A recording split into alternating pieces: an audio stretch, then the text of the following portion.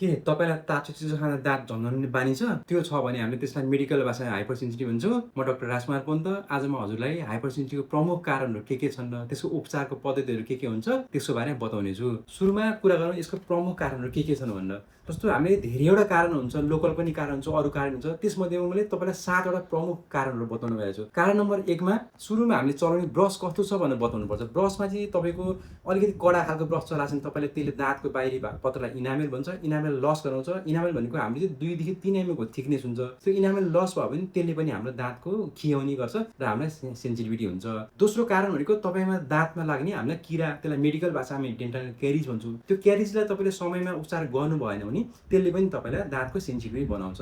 तेस्रो कारण भनेको तपाईँ एसिडिक फुडहरू, आजकल मान्छेले के गर्छ भने अचारहरू ज्यादा खाने, पेप्सी कोकहरू खाँदाखेरि त्यसले चाहिँ एसिडिक फुडले पनि के हुन्छ हामीलाई हाइपर सेन्सिटिभिटी गराउँछ। चौथो कारण भनेको हामी स्मोकिङहरू गर्छ नि मान्छेले लयलेमा लाएर, त्यो स्मोकिङहरूले पनि त्यसले नि हाम्रो के त दाँतमा हामीलाई एक प्रकारको सेन्सिटिभिटी गराउँछ। पाँचौँ कारण भनेको हामीलाई हाइपर एसिडिटी हुन्छ। त्यो भनेको चाहिँ कस्तो भने हामी समयमा खाना खान भ्याउँदैनौँ। समयमा खाना खाएन भने त्यसले पनि मुखमा एउटा अम्लीयपना आउने, अमिलो पानी आउने, त्यसले पनि हामीलाई दाँतको सिरिङ सिरिङ गर्ने सेन्सिटिभिटी गराउँछ।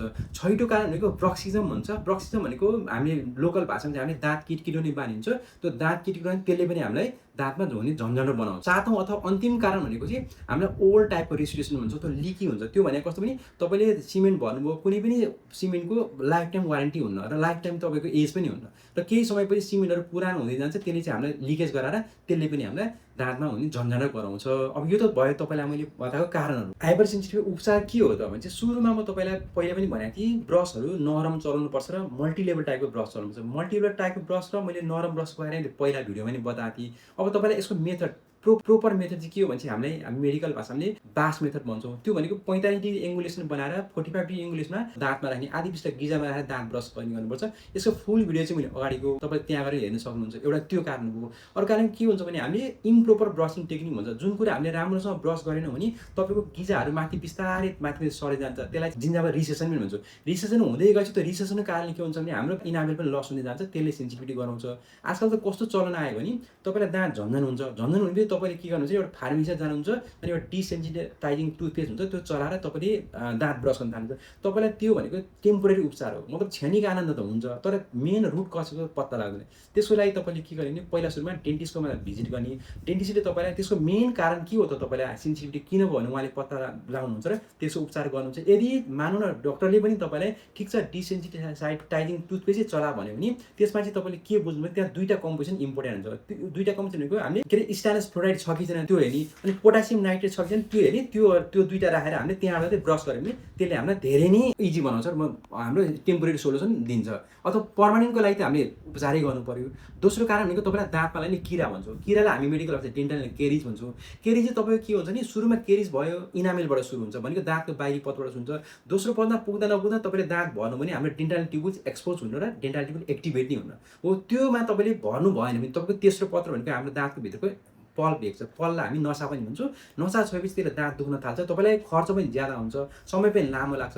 हो त्यो नहुँदै तपाईँले डेन्टल क्यारिज हुँदै पनि तपाईँले गएर उपचार गर्नु सेन्सिटिभिटी नि दूर भयो, तपाईँको खर्च पनि कब्रायो, तपाईँको स्वास्थ्य पनि राम्रो भयो। अब तेस्रो कारण भनेको मैले तपाईँलाई भन्थेँ एसिडिक फुड हुन्छ। एसिडिक फुडमा के हुन्छ भने हाम्रो नेपालीको खानेकुरामा चाहिँ धेरै जसो खानेकुरा हामीले के गर्छौँ भने एउटा लेमनको पिस लगाएर राखिदिएको हुन्छ स्लाइस बनाएर, अनि अर्को के चाहिँ अचारको प्रयोग अत्यधिक गर्छौँ। र मेरो सल्लाह मान्नुहुन्छ भने तपाईँले अचार पनि कम खाने बानी गर्नुहोस् र लेमन पनि सकेसम्म कम खाने। आजकल त के भयो भने अब स्पेसली हामी यङ एजको मान्छेहरूले के गर्छौँ भने स्लिम हुने चक्करमा हामीले के गर्छौँ भने जहिले पनि बिहान उठेर खाली पेटमा अब कागती पानी खाने बानी गर्छौँ। त्यो पनि खास राम्रो होइन। तपाईँलाई इनकेस स्लिम हुनै छ, खानै छ भने तपाईँले के गर्नु मिल्छ भने कागती पानी त खानु, तर स्ट्र भनेको एउटा पाइप लगाएर खानु, जसले गर्दा हामीले के त दाँतलाई बाइपास गर्छ र त्यसले हामीलाई दाँतको झन्झट हुने, इनामेल लस हुन र दाँतको झन्झट कम गराउँछ।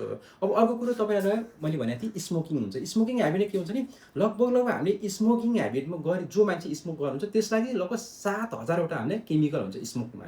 त्यो 7,000 केमिकल मध्ये 69 वटा चाहिँ हाम्रो दाँतको लागि एकदम ह्याजर्डियस हुन्छ। मतलब तपाईँको दाँतमा अथवा तपाईँको ओइसोफ्यागसमा अथवा तपाईँको लङ्समा मुखमा चाहिँ क्यान्सर गराउने टाइपको केमिकल हुन्छ।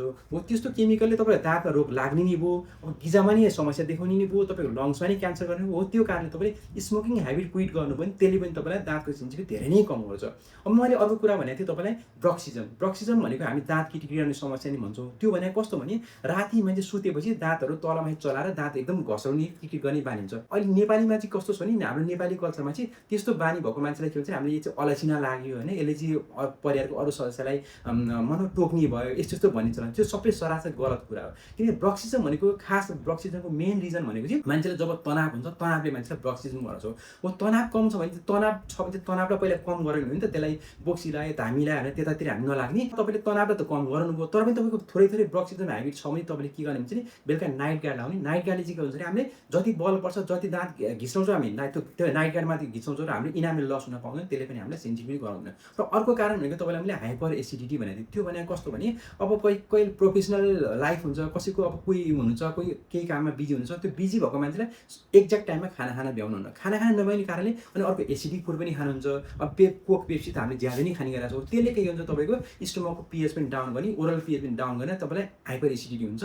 र बिहान खाली पेटमा अमिलो पानी ज्यादा आउँछ। अमिलो पानी आउनु भनेको तपाईँलाई अमिलो पानी त साथसाथै आयो, त्यो जिआरडी हुन्छ होइन, त्यसले चाहिँ के गर्छ तपाईँको इनामेलाई पनि लस गराउँदै जान्छ। त्यस्तो छ भने पहिले के गर्ने भने फिजिसियनसँग सल्लाह गर्ने। फिजिसियनले तपाईँलाई आफै भन्नुहुन्छ कि तपाईँलाई ग्यास्ट्राइटिस छ अथवा तपाईँलाई जिआरडी छ, तपाईँले यसको लागि चाहिँ यो एसिडिटी कम हुने मेडिसिन खानुहुन्छ। त्यो मेडिसिन कम गरायो भने तपाईँलाई लगभग दाँतको सेन्सिटिभिटी आधा त्यसै नै कम हुन्छ। र तपाईँलाई अन्तिम उपाय भनेको चाहिँ मैले के भने थिएँ, ओल्ड डेस्टिनेसन भन्छ। तपाईँको पुरानो दाँत जुन भर्नुहुन्छ लामो समयसम्म तपाईँले त्यो दाँत भरेको सिमेन्टहरू फ्र्याक्चर भएको हुन्छ, पुवाल परे हुन्छ, तपाईँले त्यत्तिकै छोडिन्छ। त्यसले गर्दा के गर्छ तपाईँलाई माइक्रो लिकेज गराउँछ। माइक्रो लिकेज गराएपछि तपाईँको भित्र यहाँ बाहिर भएको थु स्यालेबा माइक्रो न्युट्रियन्स तपाईँको सबै कुरो माइक्रो ब्याक्टेरिया सबै खान्छ, हाम्रो दाँतभित्र छिर्छ, त्यसले बिस्तारै दाँत अनि खियाउँछ, सेकेन्डरी क्यारेज पनि हुन्छ र त्यसले तपाईँलाई सेन्सिटिभिटी ज्यादा गर्छ। त्यस्तो छ भने तपाईँले समयमै डेन्टिस्टकोमा जाने र तपाईँले समयमा उपचार गरेर त्यो ओल्ड डेस्टिनेसनलाई फाल्ने, नयाँ भर्नुभयो भने त्यसले पनि तपाईँलाई दाँतको समस्याबाट मुक्त पनि गराउँछ, सेन्सिटिभिटी कम गराउँछ।